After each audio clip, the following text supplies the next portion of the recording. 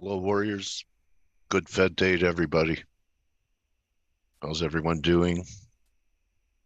Everyone ready, prepped for what could happen here today? How are you, Ryan? I hear your mic. Hey Dale, how you doing, mate? Okay, buddy. Before I get started, I just want to read something. And it goes like this. I know my Twitter page is showing, but this is my coaching for today. Paul is uptight. He's not having fun trying to make up for the damage he's done. He says he's all in for this inflation fight. He doesn't even know rates are already too tight. So tread lightly with less leverage. You'll see things more clearly. Open your mind. That's great. So you're a poet and you don't know it. I know. My God, he just did not say that. He did. Yeah, they're Longfellows. So if you read Greg's piece, right, guys? I mean, this is 5, and there are accounts in euro where could trade 110, 111 if they like what the Fed says, and it's still all one market. People expecting a turn in metals and risk. You're not going to get it till you get a turn, but being in the 5th wave, that means it's around the corner, right? Even if we do have an acceleration of dollar weakness into the end of that wave. So again, 102 would prove something to me on the Dixie. If it could close above, a couple of attempts have failed. And maybe we need the washout. Sometimes those big round numbers like par, that might create enough panic. Already there's 28% bulls in the Dixie, kind of the lowest it's been. And I'm thinking that I looked at some of the stuff like went to the ForexAnalytix site, and most people are still positive the oil, but I think this is a failing rally between here and 80.60, no matter what the rest of the market does. Wrong over the highs, of course. So, oil's moving to a different drummer. A weak dollar hasn't helped it for weeks. So it's kind of what I see. The dollar, it's, either we get that one more acceleration to the upside to complete, or it's completed, and who knows. So you have your areas where you say, okay, things are changing, and if they do, then you act. So I don't know. What are you thinking going into the Fed, Ryan? Are you holding any positions going into it? Yeah, I'm in obviously my core positions: long Aussie dollar, long euro sterling, short dollar yen, short US Hong Kong. Those are in the draw. I've got some shorter term positions on within those, like I'm long Aussie dollar from 7006. So I've got some margin in it. I've knocked some out up here, so I've got a bit of margin in it. So I'm happy to sit in it. Same with euro sterling, got a bit of margin in that. Long a shorter term bit, 87.70. Just taking. You said it would hold. You said it would hold here. Yeah. Yeah. So it had a go. It tried to get under previously, but it held again. And so I've taken a bit off just now at 88.38. So I've got margin to trade. I'm not bothered about holding it because it's got to go some to knock me out. But as for the rest, I'm sticking out my traffic cones, and those are the places I'll trade at. The longer term ranges. Can you glean anything from a market that has transitioned from the wildest to the quietest? Yeah. What does it mean? Everything tells a story. Okay. The wild moves we had, they had big drivers behind them. we're at the point now where the market is happy with how it's pricing all those big drivers. We're waiting for the next new thing to come along. You know, the pivot, if you like, has largely been traded, i.e. the Fed turning a bit softer. And we said that at 127, you know, if the market was going to push the boat, it needed to carry on through 127. It hasn't. So even this quiet period tells you a story. It tells that the market at the moment is balanced on where it sees the risks in the US, where it sees the risks in Japan.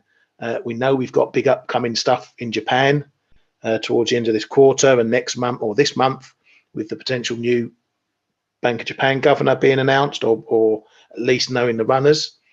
So yeah, the market is waiting for the next big move. If it's a hawkish Bank of Japan member, down we go. If the Fed suddenly say, yep, we're pausing hikes this month and after this hike, and then, you know, maybe we'll look to cut towards the end of the year, down we go. And the opposite happens, obviously, if the news is perhaps dovish from the Bank of Japan and, you know, maybe a bit hawkish from the Fed. So, yeah, it's all about where the next reactionary piece lies. And that's on the calendar, I'm afraid. Okay. Yeah, so it's a non-trade, right? I mean, just trade. I guess you watch. Yeah, you wouldn't do anything new here. There's no reason to do anything new here. No, every time you come in, it's either at 130 handle or 129 handle. Yeah. You know, and we've got some decent levels in play down towards 128, up towards 131. So I'll stick my cones out, as I say, my traffic cones, and those are the areas I'd look to trade if we get there. Okay. Platinum trying to bottom. They sure are buying breaks every time. I thought it was amazing yesterday how gold came back from 1900. You know, we just gonna, you know, with them, if the dollar tanks one more time, we're gonna trade 1970, 1980. We'll see, but under 1900, there's problems. There's at least 1850, but I don't know if it's going to go that way. It's really not. I have no idea what to do there right now. It's set the marker though, hasn't it? That 1900. Yeah, and silver same way. You know, it was down 20. Now it's only down 12. Higher low here. You know, it's kind of similar action. A one-day smash and turn. There's definitely a pattern there, right? Yeah, definitely a pattern where, well, not only that, we start the day European hours. I wrote this on the chat room as well. European hours smash to various degrees, and then resilience. So all that's telling me is that the market's undecided ahead of the Fed, and it kind of makes sense.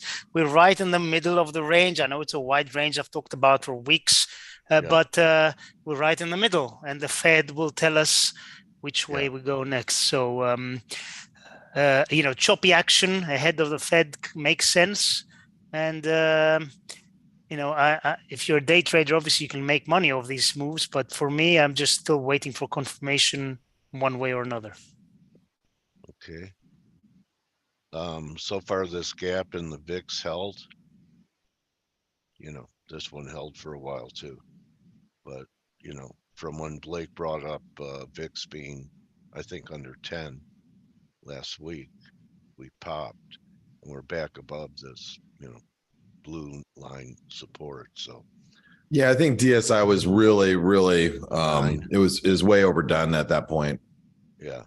So S&P's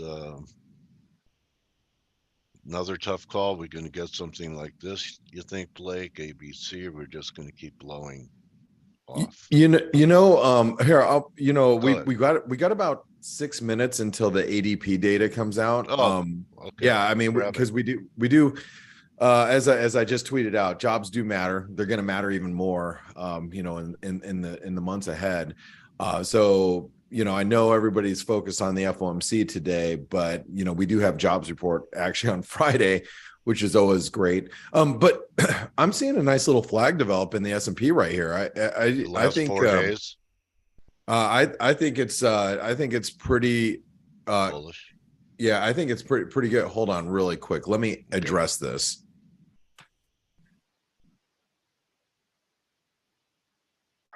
You're Yes, K-Man, I am addressing you right now. All right. So, good morning, K-Man. How are you doing? Wow. Good morning. Good morning, Dale. Hi, Kay. How are you? Iceman. Good. Hey, real quick, and we'd love to hear from you, K-Man, because we got obviously a lot's happening today. No, we have a nice bull flag pattern developing here, and I don't know if it's going to play out. Obviously, you can see by give us about 3 more hours of or 4 more hours of developing this, and this is an hourly chart. We could break either direction, but don't dismiss the bullish setup that we have in the market. And I think that's the point I'm trying to make here is the markets have really leaned into this Fed meeting. I think that sets up a risk of failure that the market just doesn't get the dovish Fed that they want, but at the same time the setup is for a bullish move. I mean, and I don't want anybody to ignore the fact that it isn't, and that's what Dale, I just wanted to mention that's what I see with the S&P, because if if we do get a bull flag pattern and it does break out, it does target 4140, which is those previous highs. So I think that's if you are trading the S&P today and we start breaking above, let's just call it 4080, that's probably going to take us another 60 S&P points higher. So that's the way I would be looking at the S&P specifically going into today. But we do have ADP, and we heard from Ryan and Stelios. K-Man, good morning. What are you seeing? Morning, Blake. Regarding I'm sorry? which one? Life, the universe, and everything. Yeah, tell us about. Do you believe in aliens? I'm just kidding. What do you sorry, I'm cracking myself up this morning. How are you feeling about, well, let's forget the ADP. We're just going to do instant reaction to it and look at the dollar. But how are you feeling about the Fed today and FOMC in general? Yeah, okay. So I think it's 25, and then I'll be very interested to know what they are going to do with the financial conditions, because that'll be the kicker. I said it already yesterday. I said it on the Flow Show. There's perhaps a very, very slim chance they could do 50, but that may be interpreted as a dovish one. But I think the kicker will be what they do with the financial conditions today. Can I ask you really quick, when you say that, let's just say, and let's just imagine, I think it's a very slim possibility too, very, very slim. But let's say they raise 50 just to get the point across, but it's a dovish, it's a dovish high. That would be a sell-off in equities. We'd see an instant reaction of the market would reprice, and my opinion would be we'd see like an instant, oops, let me grab the right drawing tool here. We'd see an instant drop in the S&P, probably around 39.50. But then you have to buy it afterwards. Wouldn't you agree? Yeah, exactly. I think if it's a dovish 50, then you'll have the knee-jerk reaction, and then the dollar flips around across assets, in my opinion. Yeah. But yeah, I think they have to be looking at the financial conditions. They have to be hawkish. If they're not, the dollar is going to get destroyed. That's my view, because we have tomorrow ECB who are going to do 50, BOE likely 50, although there's a slim chance they do only 25. But and then we have the labor report at the end of the week. They have to be hawkish. Yeah, and I appreciate that, and you look, the dollar is a weak. It's the weak sister right now, and I'll show you the breakdown that we're experiencing in the dollar, and the bearish consolidation that's happening, and that's why it's kind of the thing I don't want to ignore today. Now we do have data coming out. Stelios, how much time do I have? You have about 20 seconds. All right, so here's your data time. flash. No chance of Blake getting that out in 20 seconds. Yeah. Well, so what we have, the data flash comes with ForexAnalytix. This should show us the data as it's being released. We have the dollar index right in the middle, yields, 10-year yields over here to the left. And here then we go. Right here. 106. That's weak. Ooh, that is a weak day. Look at the euro blasting higher, sterling blasting higher, giving some people some more some more data to chew on and this. Sorry to interrupt. This goes back to what I've been saying over the past couple of days. I don't see why Powell wants to shake the markets by being hawkish. It would kind of, if you asked me a month ago, I would say, yeah, he's probably going to be again on the hawkish side. But I don't see it now. And if he does come out hawkish, I think the most likely scenario is market reacts a little bit, and then basically it says, puts up its middle finger, says, yeah, we're not believing you, and it keeps doing what it's been doing for weeks now. Well, that's what I think. I don't disagree with you. I really don't disagree with you here. But as far as the dollar goes, look at this bearish consolidation below this. This is a 1.5-year trend line. I mean, it can't even get out of its own way. I'm going to say it again, and I know I've said it during the week ahead videos every week for the last 2 weeks. We have to get above 103. If we don't get above 103, the euro is going to be trading at 112 before we know it. And that, I think, is the risk right now, that you see the dollar, break down on, let's say, Stelios, you're correct. And there's no reason for Powell to rock the boat at this point. The dollar index slips down towards 100, and that would put the euro at probably about 112. And I think that you've got to be prepared for that potential today. I think that is maybe not today all at once, but I think that's the potential move there. And that's why I think the S&P also has this bullish setup, which you can't ignore either. And I know as traders, what our instant reaction and gut instinct is. I want to fade it. It rallies, I'm going to fade it. It sells off, I'm going to fade it, because we're going to get some reversion to the mean. But do we have to get that? And I don't necessarily agree that the market has to sell off from here. Yes, we're going into recession. Yes, we've got probably a very difficult second half of 2023 ahead of us globally. That doesn't mean that the stock market is actually a direct representative of, or represented directly by price action by the economy. The stock market is not the economy. That's the point I'm trying to make. But Ryan, let's get your views here. What are you thinking today with some of these major markets? And we're gonna look around at all the key markets like gold, dollar. We'll even look at Bitcoin for you. But what are you thinking, Ryan? I'm thinking, there's risks for this Fed meeting, but there's also the chance that we don't break any new ground. And for me, that's all traders should be looking at. Don't poo-poo on our day. I'm gonna poo-poo on it. It doesn't matter what we say now, what we think, everything. Obviously, people want to hear it, and we're happy to give it.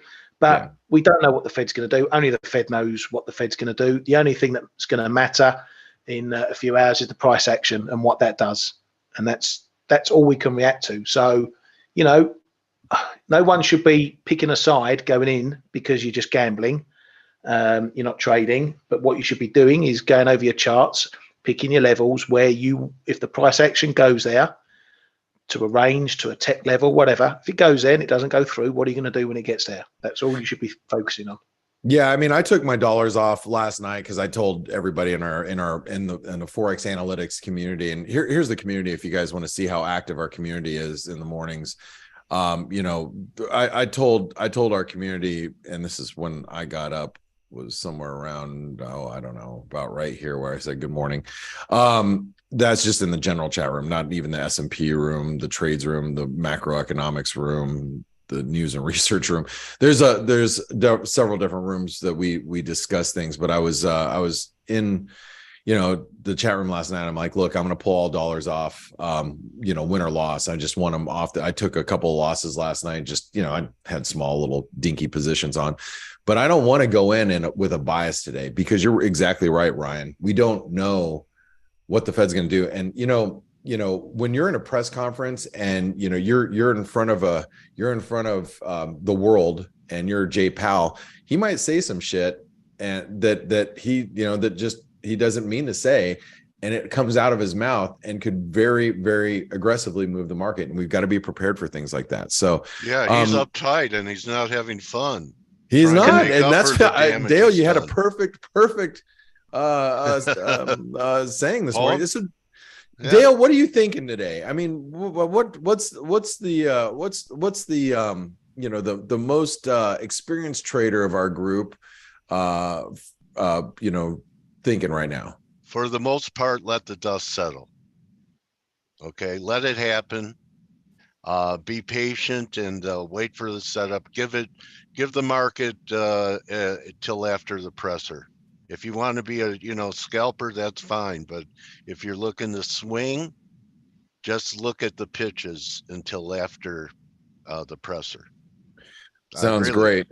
All right. And I think today, and I was talking to I am short a little crude because I just don't feel like anything the Fed can say or do is going to have that much impact on it. Well, you know, looking at crude, one of the things that I'll point out about crude is we had this massive reaction from this, you know, the broken channel. We got a massive reaction at 77, and if you're, you know, if you're a ForexAnalytix subscriber, you know, we've been all over that, the breakout, the retest, you know, and all of that, this, you know, the last week, and you can see all of these really key levels coming into play, you know, expecting bounces from here. So, you know, and I think that's a good place to be. That's really not going to be obstructed by the Fed and what they're trying to do here today.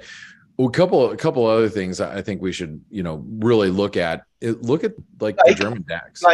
Yo. Can I just jump in quickly, because the ADP have put something out that we've been banging on about since the last NFP. This is from the chief economist of the ADP, saying in January we saw the impact of weather-related disruptions on employment during our reference week.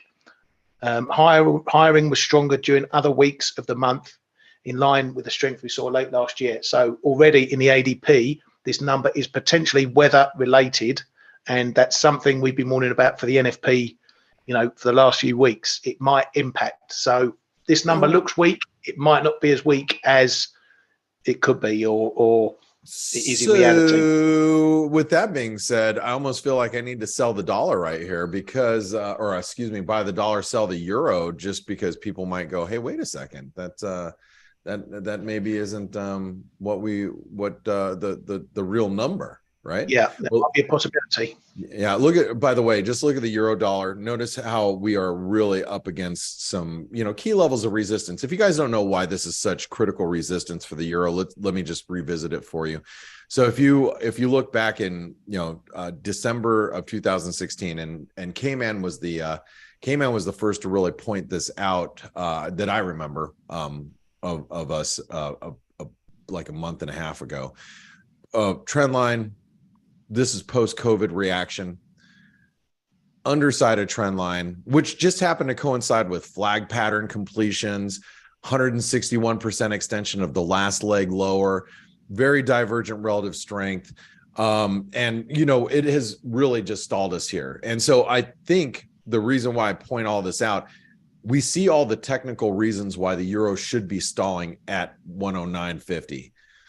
What that also means is if we break 109.50, it's going to be really bullish. So I need to warn everybody with that. I know my instant, you know, gut instinct here is, hey, let's sell the euro, which I have multiple times over the last 2 weeks, and I've made some money. I've also lost some money. Matter of fact, my last trade that I did in the euro was no, because yesterday was a gain, but the last week was a loss, trying to fade this move. And you know, the fact of the matter is we're at a pretty key level. I think below 107.30 is bearish, above 109.50. You know, some people will be saying, well, how about 110? Well, yeah, 109.50, then let it break 110, and then you add. You know, this is a real severe breakout or breakdown point for the euro. And do you guys have any thoughts with the euro before I move on? Stelios, you're European. Come on, you got to have some sort of. We're on the verge, you know. Unless we break out higher, I'm not convinced yet. So, and we do have the ECB tomorrow. We can't forget that. We do have the ECB tomorrow. Yes. Inflation, although today Eurozone inflation disappointed came in 0.5 percentage point below, excuse me, expectations. So 8.5% versus 9% year-on-year. Core was flat. So I guess that's what kind of kept the market in check a little bit, but CPI is dropping. So yeah, we have both the Fed and the ECB tomorrow, so they're going to be driving everything. So, but before that, we are at critical resistance for the euro dollar and to a lesser degree for the S&P as well. Yeah, and remember, I've been saying for the past few days, I think the market's going to squeeze into the Fed in terms of stocks, and okay, it hasn't done so convincingly, but it has squeezed a little bit into it. So if you've had that trade and you haven't been stupidly stopped out like I did, well done. Well, so here's the dollar yen, and the dollar yen was leaning right into channel resistance. I know a lot of people were trying to get bullish the dollar yen this week, didn't break out. We're actually probing triangle support ahead of Kuroda being kicked out. What are your thoughts here, K-Man? I know you focus a lot on the yen. Yeah, I showed exactly that one on the flow show too. We are tightening the ranges, and I think for tonight we might have to look a little wider than the 130.5, 129.5 ish. I think it's really, if we want to move, it's going to have to break either side, I reckon, of 131.5 and or 128.90. So those are the two levels I'm really looking at right now. Also looking at those prior little lows that we have there on the 23rd, 25th. It's over here, lining up around there. And those are the two levels I'm going to watch for tonight. And as Ryan said, rightfully, I think those who wanted to shift money on the first round of Bank of Japan expectations have done it, and now we are stabilizing in the US 10s around 350. So dollar yen stabilizes as well, and now we probably have to look for the next move in the dollar, or when we know about the next Bank of Japan nominees, which could be next week, the week after next, probably. Yeah. There are names that are surfacing, like the outgoing Toyota CEO and other people now. So it's good. It's going to be interesting to do a little deep dive into what their policies might look like, because let's hope they're not Kuroda's policies. So thanks, K-Man. A couple of things, other things we should probably look at. We obviously looked at the S&P, at the bull flag that's developing. I was just saying that the German DAX setting up a really nice pennant formation, that it is bullish, guys. I mean, you look at the DAX and it looks good. I'm not saying it's gonna break out, but it sure is set up for the bulls. I mean, it's like teed up, if you want to use your baseball analogy. You look at the NASDAQ. We are facing a lot of major earnings this week. Some disappointing earnings last night, like the video game maker. I think people are now. I think all the younger kids are realizing they can't play video games and make money. Not all of them, so that's going to be a problem. Just kidding, but no, I'm talking about my team.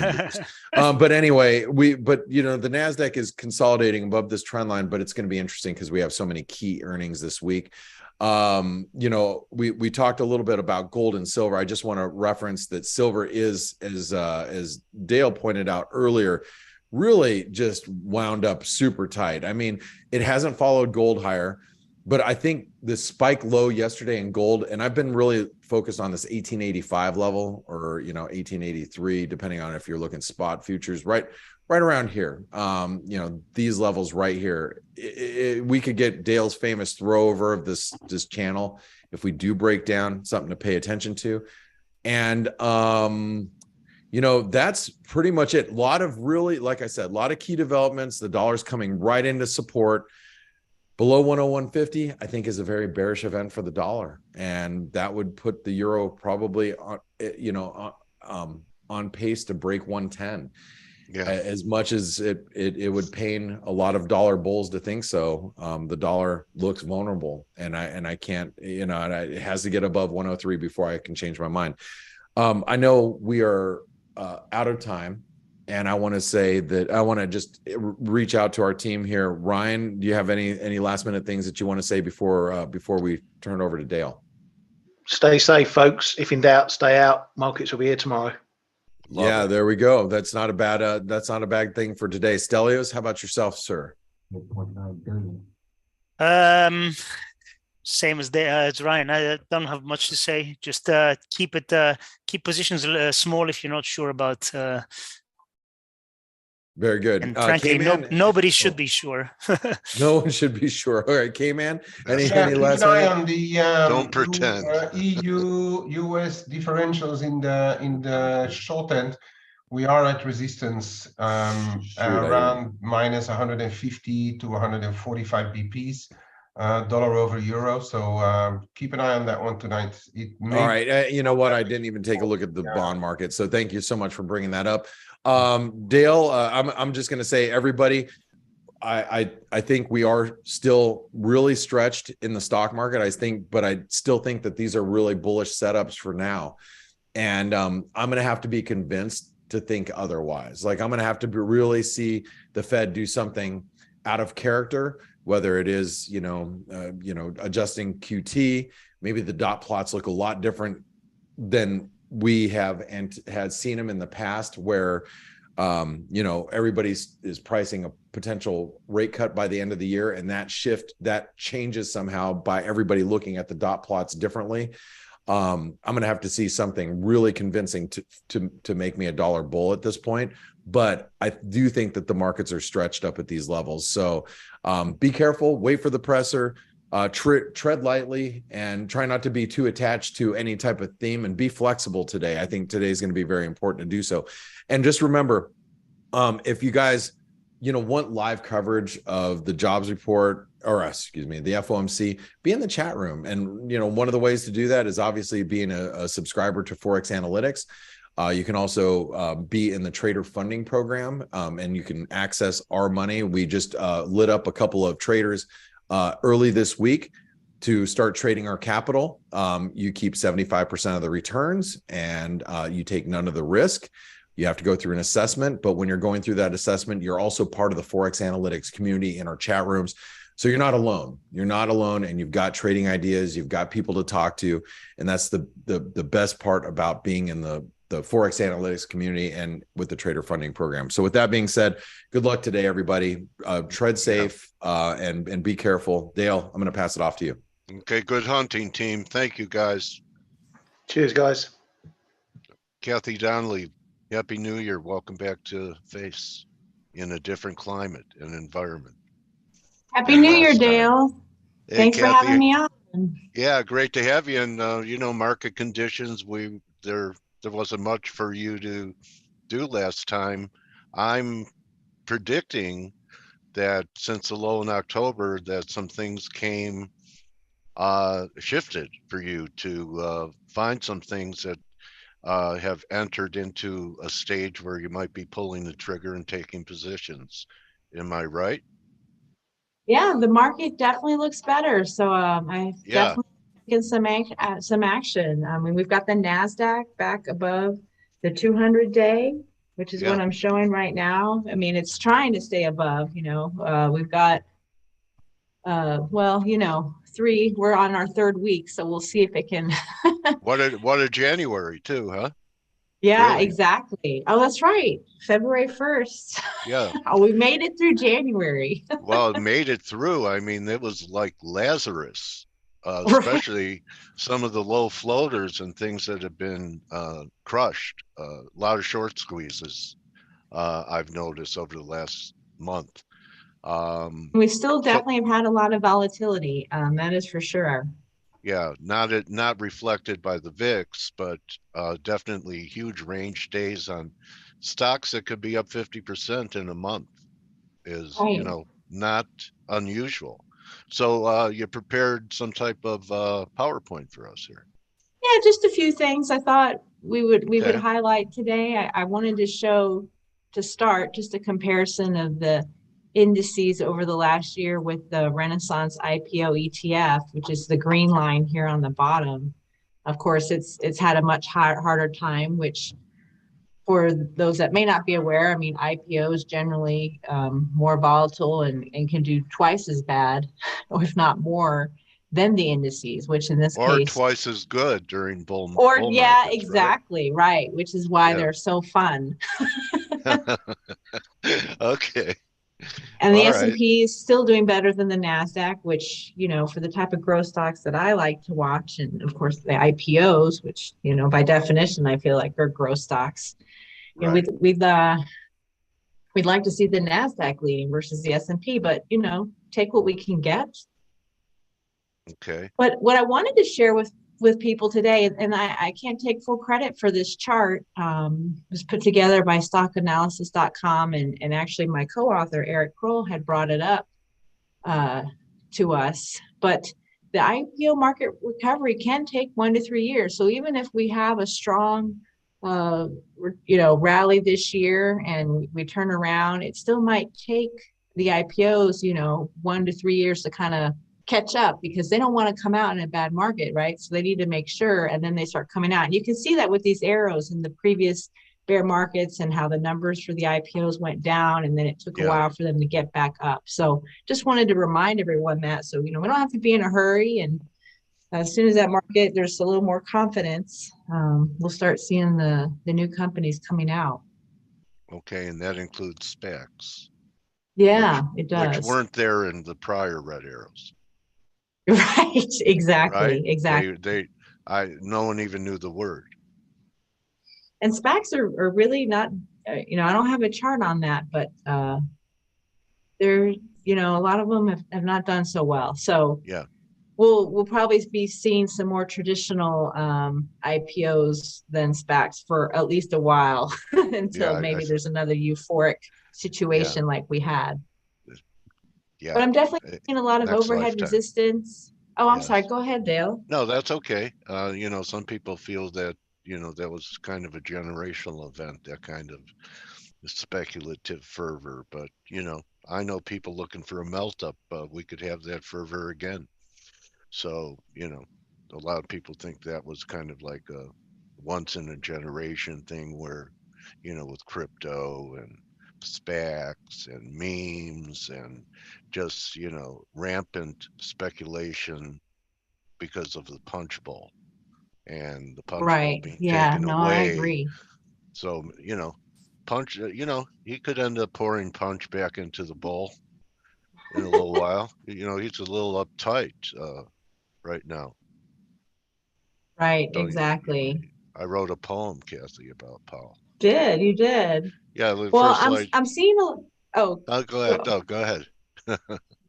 Yeah, just share with everyone. I mean, we, you know, if they haven't already noticed, you know, there's a lot of overhead resistance out there because we had a lot of decline in those growth stocks. And the nature of the market being so volatile, lots of bases on bases, so consolidations on top of consolidation. So, you know, in a way that's good, because the ones that are the stronger ones have not gone lower. And because of the volatility, they haven't been able to go higher, but at least they're trying to build something. And then we have, I'm seeing a lot of bottoming bases. So this is the potential. The potential is there. And so I'll go ahead and bring up my stock charts now, because I wanted to highlight some of them. So it's kind of a healing process, both bringing out new IPOs and healing process of IPOs that are already out that are moving sideways. So they've stopped going down, which is the first step, right? Exactly. And I really like the way you use that analogy of the healing process. Yes. Yeah. You know, and they're just time. Hold on, right? They don't want to get time. Exactly. They just want to get better. Right. So the best IPO out there, in my opinion, and I have to confess that I have a position in this one, is Mobileye.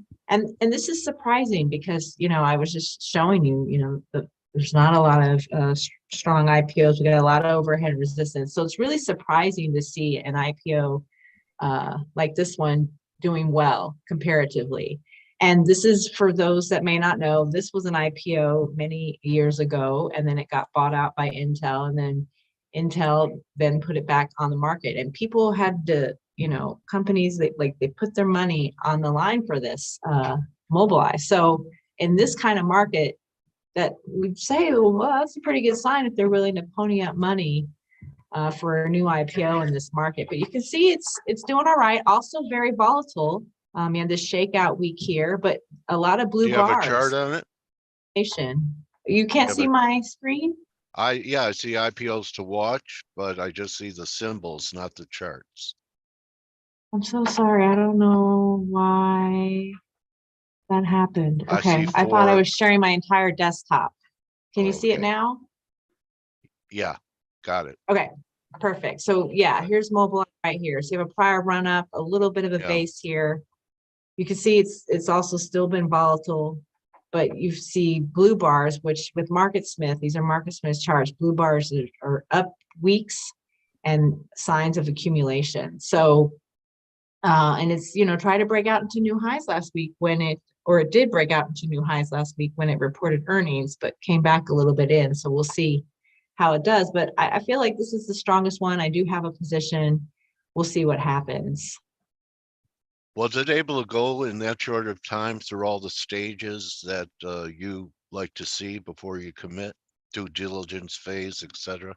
Yeah, great question. Well, we had a prior run up from this small IPO base. There's an IPO base in here. There it is. Very small. And now, it's kind of too early to say, well, is this going to be a late bloomer? I mean, the potential right now is a late bloomer or a stair stepper, unless it just completely fails. Right now, I would say it's in an IPO advanced phase, which can be short-lived, but it could also be a stair stepper. So we'll see. Right now, we've got a clear uptrend until it's not. Right. Are these weekly candles? Or these are weekly bars? Yes. Okay. Yes. All right. Okay. So let me give you an example of that overhead resistance I was talking about. This is one I've been watching for, since it came out, really, 2021. This Toast is a really great company that's helping out the restaurant industry. And I don't know if you've seen them on your receipts when you've gone out to eat, Dale, but I see them all the time. The terminals that the waiters or waitresses bring, if you look at the back, it'll say Toast, or your receipt will say Toast. It'll say pay with Toast. Okay. But it seems like they're really doing a lot to change how restaurants do their business and help them to be more efficient. Now, this came out the end of 2021, and the market wasn't good. It barely broke out of this base and just went down. But now we've got that sideways action I was talking about. We have a base on base because of the volatility of the market, but we have a lot of this overhead resistance. So, this is definitely that due diligence phase you were just referring to that we talked about in our book, The Life Cycle Trade.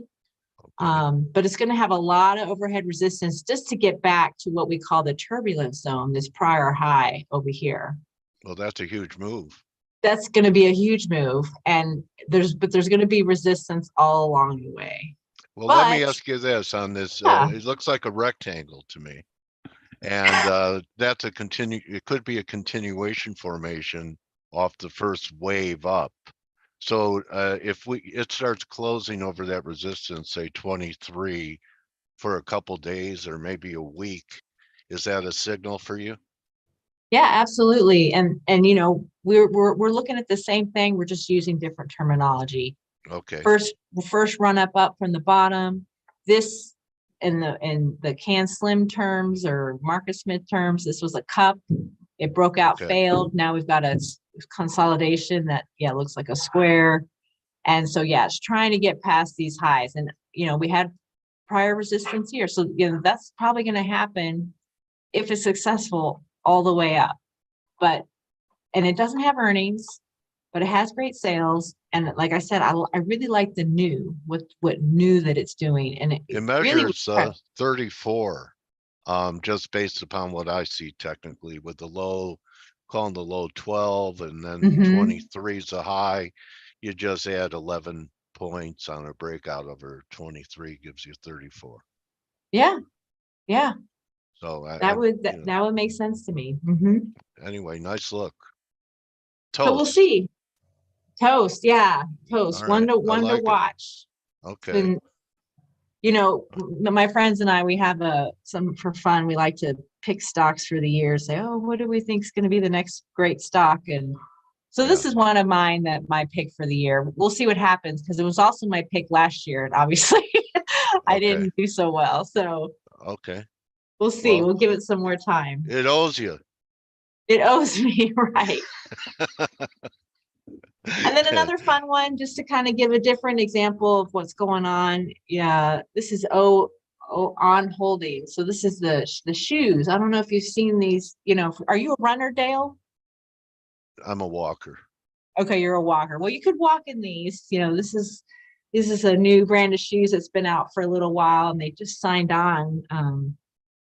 So some new athletes, some Ironman athletes that won the world championships to their list of many athletes that they sponsor, but had an IPO base, had that run up, and also declined with the rest of the market at the end of 2021. And here we have a little bit of a run up, but then it undercut that run up. So I like to call this that bottoming base.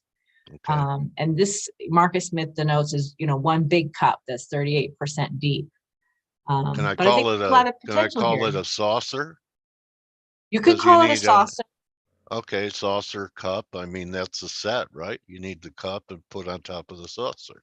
Exactly. All right, okay. You also still have a lot of overhead resistance, but this one has nicer earnings and sales. So, Marcus Smith and IBD, they like to rate their stocks. Composite rating is a good overall rating to use from 0 to 99. This is an 89. So from a fundamentals perspective, you have a lot more going for it than Toast. Okay, a lot of more relative strength. It's above all the moving averages. Yes, exactly. Okay. But it's probably going to run into resistance here and maybe resistance here, kind of like we were talking about. But another one to watch. So what I'm seeing, as I mentioned in the slides, is there's a lot of setups like this. Some are deeper than others. Some of them are trying to build by that base on base. So the potential's there, but it's always a market question, right, Dale? Is the market going to let these stocks flourish, or are they going to keep holding them down? Okay. All right. So although individual issues can march to their own drummer, you're saying that the band still has an effect on performance. Yeah, I definitely think so. Absolutely. I mean, 75% of the stocks will follow the action of the market. Okay. The kind of the mantra that I live by. So Anthony Konekis is asking, does Kathy monitor IPOs for 1 or 2 hours out? Is that what you're talking about? Hours, Anthony? And he brings up XM, HCP, CFLT as they move from small to mid-size or large companies. Years, he meant 1 to 2 years out. Okay, he put hours because he trades Forex too. So you're confused, Anthony, but thank you. So what do you have an answer for him? Yes, I do have an answer. I definitely follow the last 2 to 3 years. The last 2 to 3, like XM definitely is on my radar. I pulled that one up right here. Wow. It had a great gap up bar last week. So it's that's positive off the bottom. I'd like to see it build, a constructive base here. But again, like the others, you're going to have overhead resistance. But this one, 79 composite out of 99, but you've got sales numbers. So this is definitely on my radar, Anthony. He also mentioned HCP.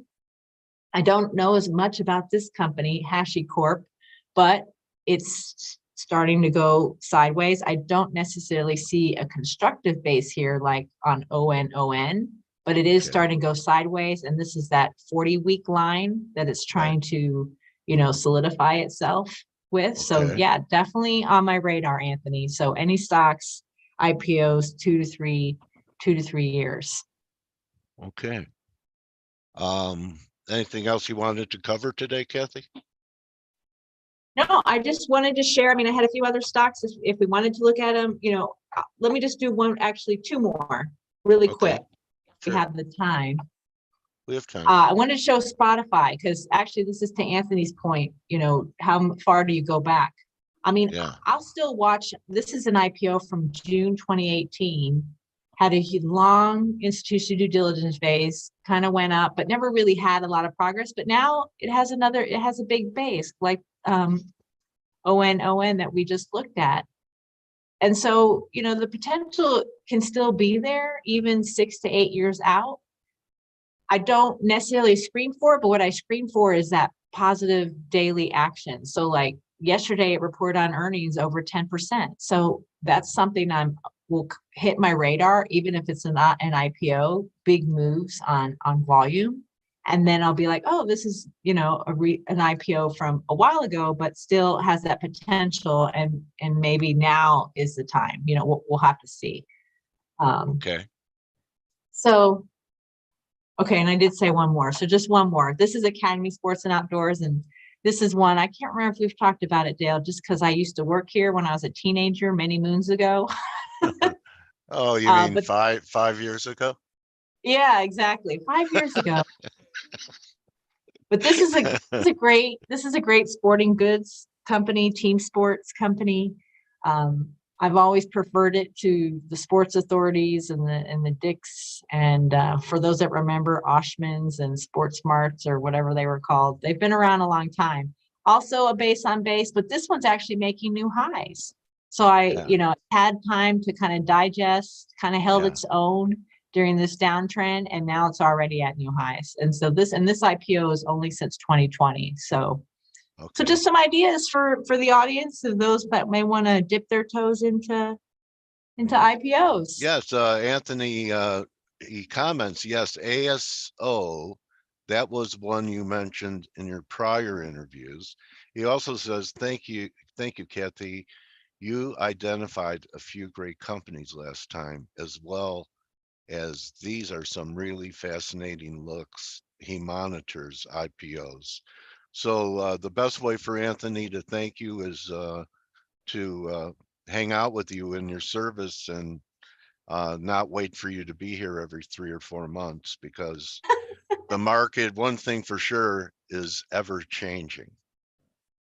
The market is always ever changing. Yes, absolutely. Yeah. So this is how you find Kathy. And Kathy also co-authored a book. Have you read that? Anyone read Kathy's book that's interested in IPOs? So if some of the guys that are talking about a melt up in 6,000 S&Ps, and they're right, and we do have a melt up, plenty of opportunities. And I don't know about you guys, but I rely on pros like Kathy to do the due diligence for me, because I really don't have the time to do it or the expertise to do it. And if I find someone credible in that arena, I connect with them. So always rooting for you, Kathy. Well, thanks, Dale. I really appreciate it. Anthony, thank you for your questions and your comments. And for everyone else, if you go to our website, you can hear we have the links to different videos myself and my authors have done. I'm on Twitter. You can also message me on LinkedIn. And it's always great to be here, Dale. You keep me sharp. Make sure I stay on top of it. Iron sharpens iron, Kathy. Yeah, there you go. Exactly. So follow Kathy at KGD_investor, and be aware of things that people at cocktail parties would have no idea exists. And thank you, Kathy, for being here and sharing great looks and edifying our community and presenting nice opportunities for people to consider. We really appreciate your giving spirit. Thanks, Dale. I appreciate you and your audience. All right, Kathy Donnelly, everybody. And thanks again, Kathy. Bhavana loved it. So everyone, you could join the team in 21 minutes on the Morning Edge. Good luck today with the Fed, everybody. Remember, it's okay to do nothing. It is okay. There's no law that you have to trade the Fed. And as the team said, the markets will be here after the dust settles. Don't just count your pips or IPOs or gold coins, count your blessings, and I'll see everyone tomorrow. Adios. Thanks again, Kathy. You're welcome.